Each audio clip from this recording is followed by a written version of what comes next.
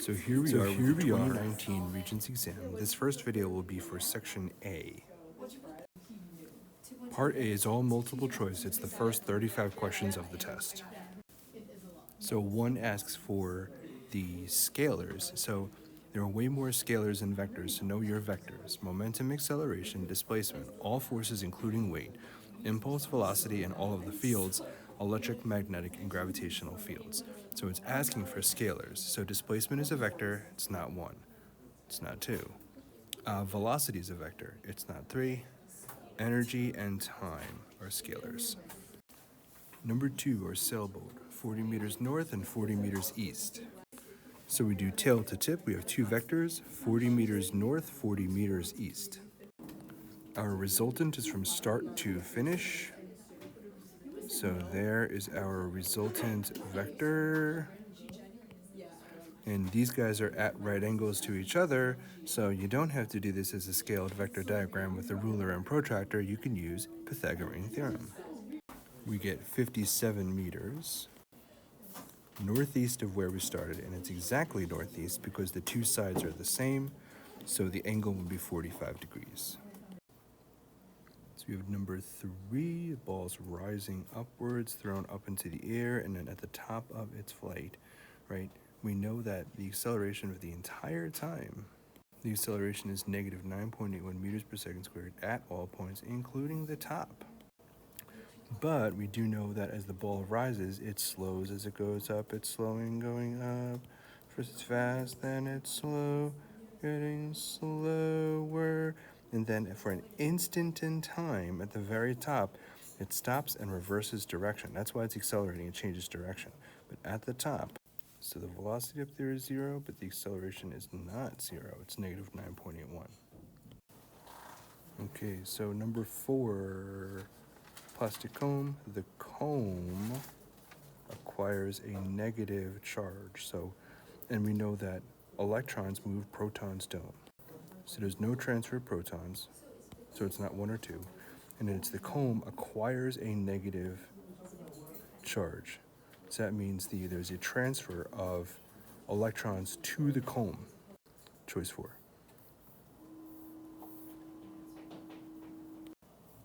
Number 5, bottom of the column, and it's asking how would the weight compare on blah blah blah. How would the mass compare on blah blah blah. I don't even care because mass does not change. Mass is the same everywhere. But weight depends on gravitational field strength. So if you went from it says, how is the weight on the moon compared to the weight on the Earth? Well, mass would be less. No, mass does not change. Mass would be less. No, mass does not change. So that leaves us with 2 and 4. And so mass would be the same, yes, but its weight would be less on the moon, or mass and weight would both be the same on the moon? No, because weight is not the same on the moon, because weight depends on gravitational field. And the moon and the Earth have different grav fields. Gravity on moon, if you didn't know. So yeah, gravity on the moon would be less than the Earth because the moon is much smaller, has a much smaller mass itself, so its gravitational field strength is less. So the mass would be the same, but the weight would be less on the moon. Choice 2. Okay, number 6. So centripetal acceleration, we know that it's speed squared over the radius. And if the speed is constant, which for uniform circular motion is just a constant speed, in a circular path, so it's a circle, so the speed is constant and the radius is constant, so the acceleration must also be constant. So the magnitude of the acceleration is definitely constant, so it cannot be neither magnitude nor direction, so magnitude is constant. But it's like, is its direction also constant?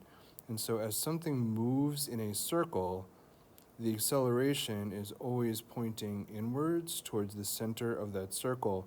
And you could say that, well, inwards is always, it's always inward, so it's constant in that sense. But when they say direction, they're talking about north, south, east, and west. And so if we're talking north, south, east, and west, that acceleration is constantly changing its direction. So the magnitude, the amount, remember magnitude means amount, that stays constant, but the direction is in fact changing. So 6 is choice 1, magnitude only. Okay, then we have number 7, and so we have a force, a rope at an angle, and we have 500 kilograms of mass that it's pulling, and it says what's the horizontal component of the force, and so that is the x component, and so x component is the magnitude of the vector times the cosine of the angle. Angle is taken from the horizontal, and so that's 45 cosine 65, and we get 19 newtons, which is choice 1. And now we have number 8, and so we know the spring constant is 68 newtons per meter. Let's write that down. 68 newtons per meter. We know the force on the spring is 12 newtons applied to the spring, and it wants to know what is the stretch that it encounters. That would be x.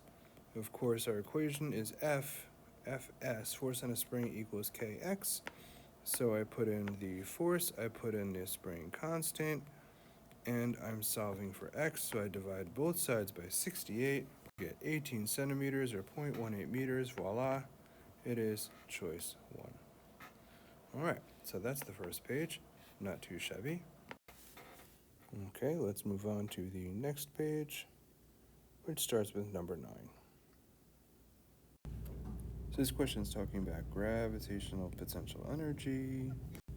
And gravitational potential energy depends on mass, and it depends on height. It also depends on acceleration due to gravity, but that's a constant on any planet that you're on. So we want to, it says walks downhill at a constant speed. Downhill means that the height is decreasing, so then the gravitational potential energy would also decrease. It also says constant speed here, so the kinetic energy is going to be constant, 1/2 mv squared, but it doesn't ask about the kinetic energy, it just asks about gravitational potential energy. Actually, no, it does ask about kinetic energy. I should read the flippin' question.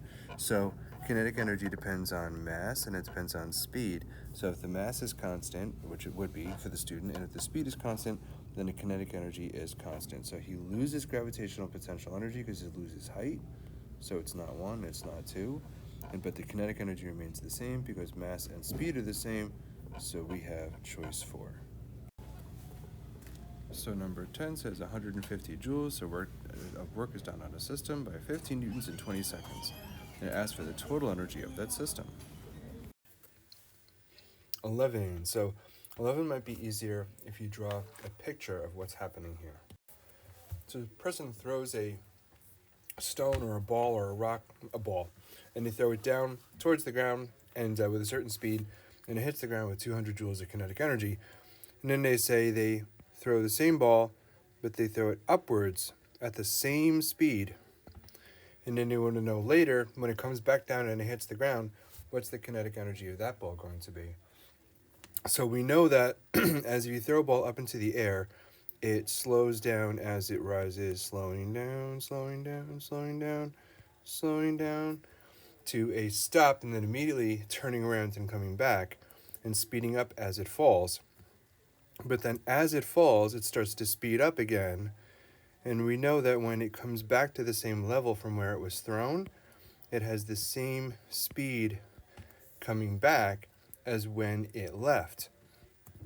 And so it says if you throw the ball upwards with the same speed that you threw it downwards, yeah, it rises up into the air and then it comes back, but when it comes back to the same level from where it was thrown, they're both going to have the same speed. So it's the same thing as if you threw the ball straight down, as in the first case. And so if the ball that you threw straight down hits the ground with 200 joules, then the ball that you throw upwards and then falls back down is also going to be 200 joules. So same amount of energy. Yes, it will rise upwards. It'll take longer because it's got to come up and come back down. But when it comes back down, it'll come back at the same speed from where it was thrown. And so if it's at the same speed and the same height, it hits the ground with the same amount of energy. So that's choice 1. Okay, so number 12, we have two loads of bricks. They're going the same distance, and the two cranes. One does it in 20 seconds, the second one does it in 40, does it in twice as much time. It says compared to the power developed by the first crane, the power developed by the second crane is going to be half as great, and I can tell you why. So power is Fd over T, and when you're lifting something, that F is the weight of what you are lifting. And our two loads of bricks, they're going the same distance, so it's going to be the same mass, so the same weight, it's going to be the same distance, but it said that the first crane did it in 20 seconds, and then the second crane did it in twice as much time. So we have twice as much time and an increase in time. Power and time are inversely proportional, and so with more time, it's going to be less power. Twice as much time, half as much power. Choice 3. 13, we have an ionized atom, has a charge of plus 2 elementary charges, accelerated through a potential difference of 2000 volts. What is the change in kinetic energy? So things that I know, I have a charge of plus 2e, and my voltage is 2000 volts. Potential difference, don't forget that potential difference is also known as voltage. Voltage,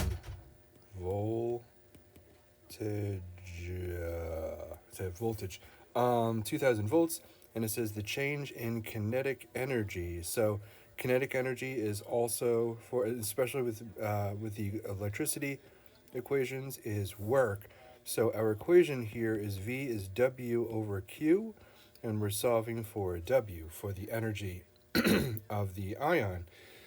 Now with this equation, you have the units need to be the same. So we either have joules and coulombs. So the charge is not in coulombs, it's in elementary charges, but my energy units are in electron volts. So it's either joules and coulombs is the big unit, or electron volts and elementary charges as the small unit. And yes, my charge is in elementary charges, but the answers are in electron volts. So I do not need to convert. Don't need convert. And so if V is W over Q, W is V times Q. So I have 2000 volts times 2 elementary charges, and that gets me 4000 electron volts, and that's going to be choice 4. Okay, that's that column. On to the next column. We have 100 coulombs going in 500 seconds. What is the current? This is pretty basic. They give us charge, they give us time, they want the current. My charge is in coulombs, my time is in seconds, so it's all hunky-dory. 100 divided by 500 is 0.2 amps, 0.2 amperes of current, choice 1. Pretty vanilla. One way they can twist that up is they can give time in other than seconds. They could use minutes or hours or something. Or instead of coulombs, they could say number of electrons, and you have to convert from elementary charges to coulombs. Number 15. So this guy says we have an aluminum wire that is a meter long, has a resistance of 9 times 10 to the negative 3 ohms. Cut the wire into 2 equal lengths. What would be the resistance of each length? So it's talking about resistance and length. So the equation is R equals rho L over A. And so by changing the length, we can see that resistance and length are directly proportional. So it says if the wire were cut into 2 equal lengths, what they are doing is they are halving the length. And if you 1/2 the length, then you're going to 1/2 the resistance. It's still the same aluminum wire, so, and the temperature is the same, so resistivity is not changing. You're not changing the thickness, just changing the length. And so half the length means half the resistance. And so if we had 9 times 10 to the negative 3 ohms, that's 9 times 10 to the negative 3 ohms, and that's divided by 2. That winds up being 4.5 times 10 to the negative 3 ohms, and that's choice 2. Okay, 16. Operating electrical circuit. The source of potential difference could be a what? Well, first of all, what the heck is potential difference? We know that as voltage. I think that's the second time they use potential difference on this page. Yep, number 13 as well. Anyway, so voltage. What could be the source of the voltage? Where do you get voltage from? It is not a voltmeter that measures the voltage. Measures V. But the source of the voltage is a battery, right? Ammeter measures current. Measures I, so it's not an ammeter. And a resistor resists current, resist I, And it actually, if anything, the resistor uses the energy where the battery provides the energy. So it's going to be a battery choice too. All right, number 17, another electricity question. Light bulb with a resistance of 2.9 ohms is operated using a 1.5 volt battery. At what rate is electrical energy transformed? People will see this and you're like, oh, I have to solve, the word energy is here. I have to solve for energy. No, you don't, because if you solve for energy, notice that all of the energy equations want time. It doesn't say mention time at all. Correct, because it wants the rate of energy. The rate of work or energy is power. It's asking for the power. So things that I know the resistance is 2.9 ohms, and I know that the voltage is 1.5 volts, and it wants to know what is the power. And please don't do P equals mv. That's little k, that's lowercase p, that's momentum, right? P is v squared over r. All right, and don't forget to square that voltage. So it's 1.5 squared over 2.9 ohms. And we get 0.78 watts for our power. All right, that is 17. Now 18, no, not an electricity question. 400 kilogram child. So we know that the mass is, I'm sorry, 40 kilogram child. 400 kilograms is a lot. 100 kilograms is a big adult, so not 400 kilograms. 40 kilogram child exerts a 100 Newton force. Oh, I know where they're going here. So F of kid on object, 100 newtons. And so it says on a, so say M kid, and then mass of the object is 50 kilograms. I don't actually care. I'm just going to write it down though. I'll show you why I don't care in a sec. What is the force F of object on kid?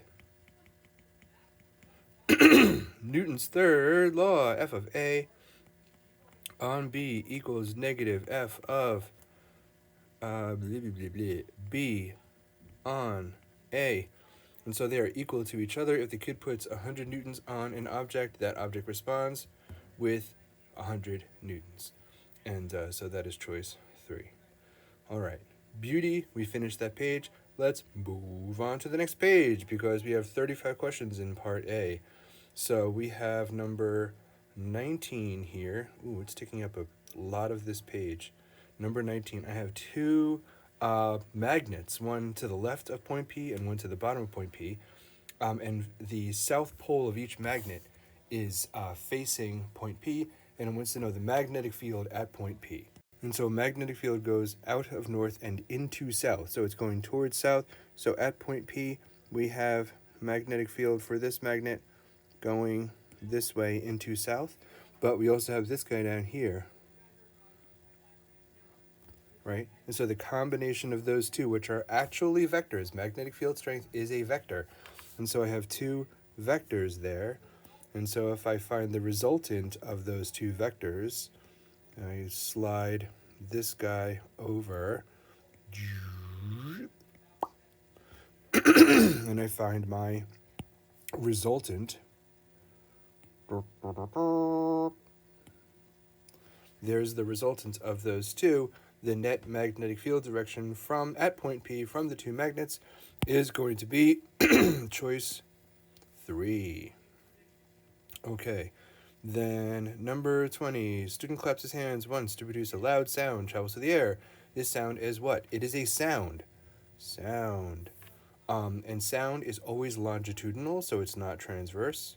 So those are out. And it is a mechanical wave. Let's talk about electromagnetic and mechanical for a sec. First of all, this is choice 1. But why? So, electromagnetic wave, I should say. Fancy way of saying light. Mechanical wave moves the medium. Mechanical means movement, moves the medium. And sound does move the medium. It vibrates the medium. In fact, every wave, with light being the exception, every wave moves its medium. So really every wave is a mechanical wave except for light. So I guess in that sense, waves are either mechanical or electromagnetic. I just thought of that. Huh. Anyway. 21. Student generates water waves in a pool of water to increase the energy of the waves. You want to increase the energy. You should generate waves with energy of a wave is not its speed. It's the amplitude of the wave. Amplitude. How big the wave is. Big wave.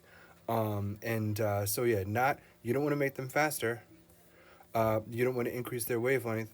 The longer period would mean lower frequency. It's no relation, greater amplitude. I will say that if you're like, now wait a minute, isn't like the more frequency you have, the greater your energy. That deals with light. That's for like light particles. That's E equals HF. That is not for waves. So like if you're like, oh yeah, higher frequency is higher energy, not for waves. Not for waves. So yeah, 21 is 1. All right, there's that column. Then next question, 22, wave generator. Make straight parallel wavefronts in a shallow tank of uniform depth water. Frequency increases, what will always decrease? Well, I have two formulas that relate to frequency. V is F lambda, and T equals 1 over F. And so F and lambda are inversely proportional, and F and period are inversely proportional. So if the frequency increases, then I know that the wave will always decrease. First of all, amplitude is not connected to any other characteristic of a wave. You have V equals F lambda, T equals 1 over F, V, F lambda, and period are all related. Notice amplitude is not in any of those equations. So amplitude is not related to any of those other things. So if you change the frequency, amplitude is not going to change. It's not speed. You might argue it's like, oh, V equals F lambda, and so V and F are directly proportional. So frequency goes up. Well, frequency goes up, speed would go up, not down. But it doesn't, because the speed depends on the medium. Depends on medium. So if you're not changing the medium, you are not changing the speed, right? The phase, you're not going to change phase. I don't know how you're going to increase the vibration. You're going to make more waves, and so there's suddenly you go from being in phase to out of phase. That doesn't make sense. But what will decrease is wavelength, because that is a classic proportion right there. V is F lambda, and if frequency goes up, wavelength goes down. That's worth writing out. F, N, lambda, are inversely proportional.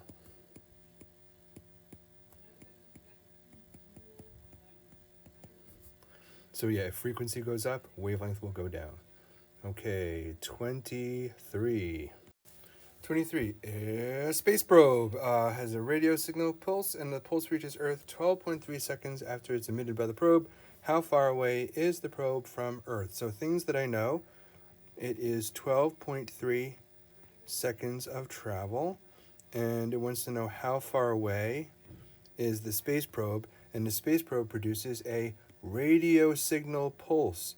Radio is light, and so the speed that I'm going to be dealing with is the speed of light in space, which is 3 times 10 to the 8 meters per second. That is on page 1 of the ref tabs. All right, so this is going to be a V equals D over T question. I can use V equals D over T. Let me give myself a little more room here. I can use V equals D over T, which is for average or constant speed only, but waves, including light, travel at constant speed. So we have 3 times 10 to the 8 meters per second, and then we're solving for a distance. We have a time of 12.3 seconds. I don't know why they always use such random numbers. And so D, and so I popped that in my calc, and my calc tells me D is 369,000,000 meters, right? And it's like, well, that just looks dumb. And so what is that actually? First of all, the 369 already, 371, no, 407, no, 4.1, no. So even just without counting the zeros, it's going to be choice 4.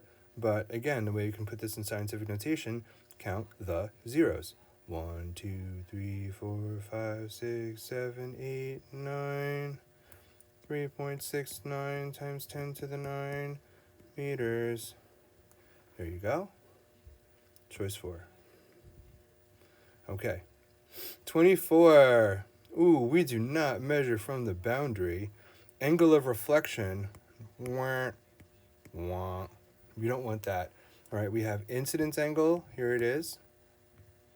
For 70 degrees, reflects off of the boundary and over the normal. The reflected ray, that's 70 degrees.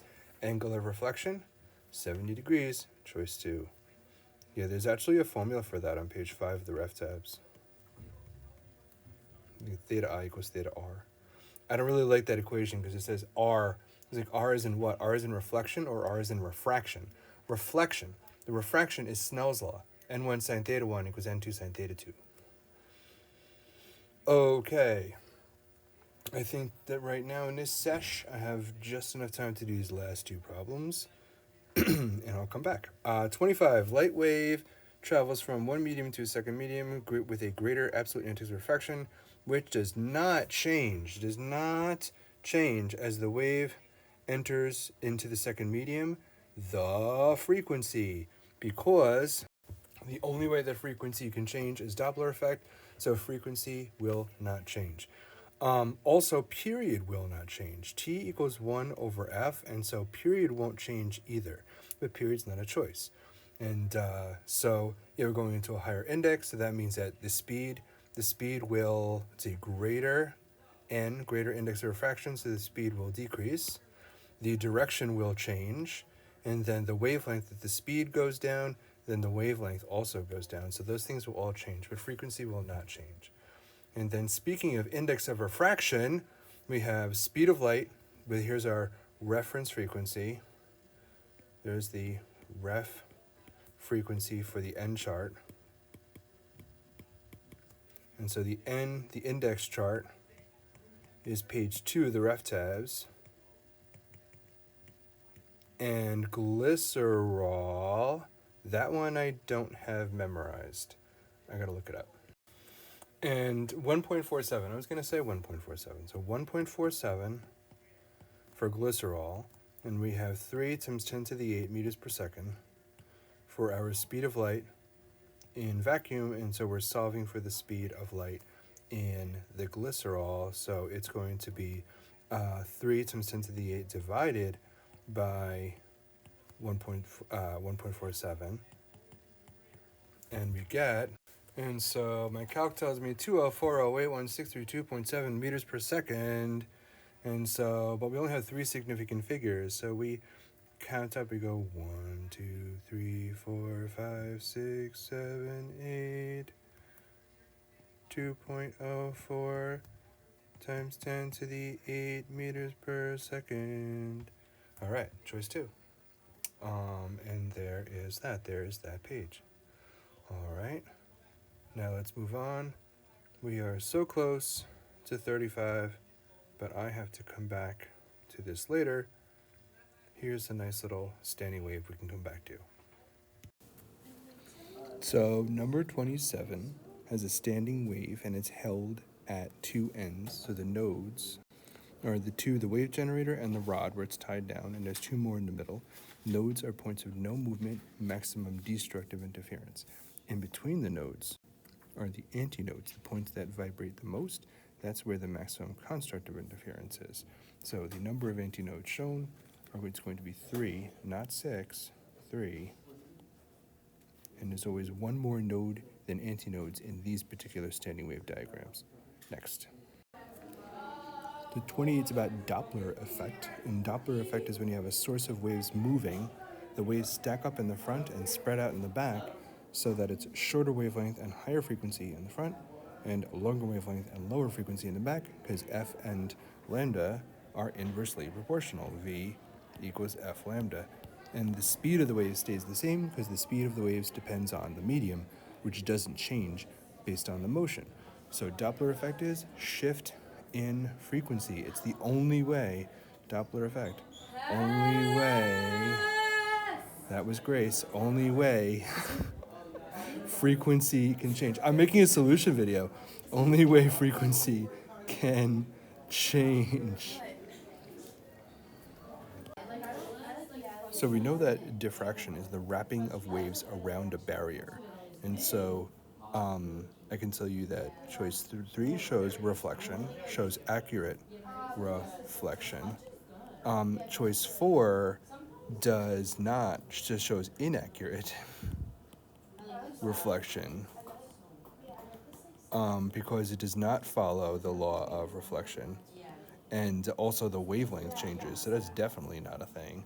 And then choice 2 shows waves hitting a barrier, but like what's happening in here? So nothing, and that's not correct. It's actually choice 1 because the waves are wrapping around that barrier, and that's a diffraction effect. So that's choice 1. Usually diffraction is shown as waves passing through a gap and then spreading out into that gap, but it could also spread around an object, like shown in choice 1. So, forces exist between two protons. So we know that two protons repel each other, so they repel electrostatically, because they're the same sign. So there's a repulsive electrostatic force. So it's either 1 or 2. It's not an attractive electrostatic force. But they're in the nucleus, so they're held together. So there's a repulsive electrostatic force, but there's an attractive, strong nuclear force. So that's choice 2. And so meson. Meson is on page 3 of the reference tables. And according to that chart, we know that a meson is made of a quark and an anti-quark. So I need a quark and an anti-quark. And electron, no, sorry, not a lepton, right? And then up quark and a muon, nope, that is not, muon is not a quark or an anti-quark, so not that.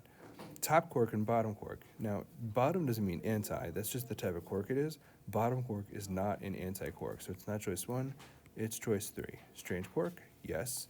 And an anti-charm quark, yes, choice 3. So 32 has electron in mercury. It's an excited mercury atom, and it starts at level G. So EI is level G. And it says, what's the minimum energy required to ionize the atom? And so yeah, E final is level J, and so the minimum energy to ionize, it wants the energy of the photon. So we do EI minus EF, we get negative 2.4 eDVs minus 0, because that's the energy level for J, which is the ionization level. So we have 2.48 EVs is the minimum energy to ionize the atom. It comes out as negative because negative energy is absorbed. When I say negative, that's absorbed photon. So that would be choice 3. Look at that. Number 33 is an elevator problem. I haven't seen one of these in a while, so let's talk about somebody on an elevator. So if a person's in an elevator, they have their weight pushes into the elevator. But then the elevator, because of the contact force, pushes back on them with the normal force. Now, if the net force is 0, so if the elevator's at rest, then the net force is 0, and the normal force equals the weight. The acceleration is 0, so you could be at rest or moving at a constant speed. But it's asking, it says student exerts the greatest force on the floor of the elevator. Or what it's really asking is, when is the normal force the greatest? It's not going to be choices 3 or 4, because we just said that normal force equals weight in both of those cases, so it can't be 3 or 4. So it's either 1 or 2.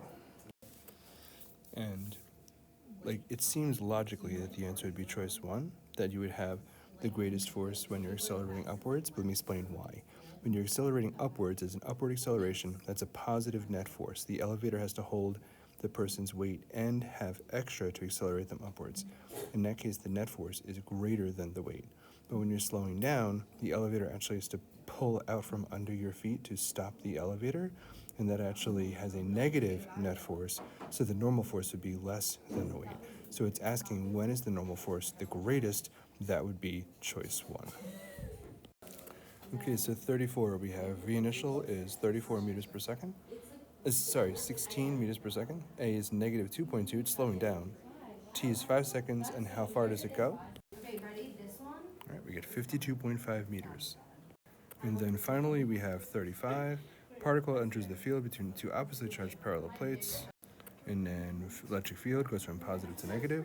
It says which particle will be deflected towards the positive plate. So deflected towards means attracted to the positive plate. So I'm looking for a negative particle. Not the photon, neutral. Not the neutrino, neutral. Not the proton, because it's positive. It would be an electron, because electron is negative. There you go. That's 35. That's the end of the part A. That's the end of this video. Stay tuned for part B.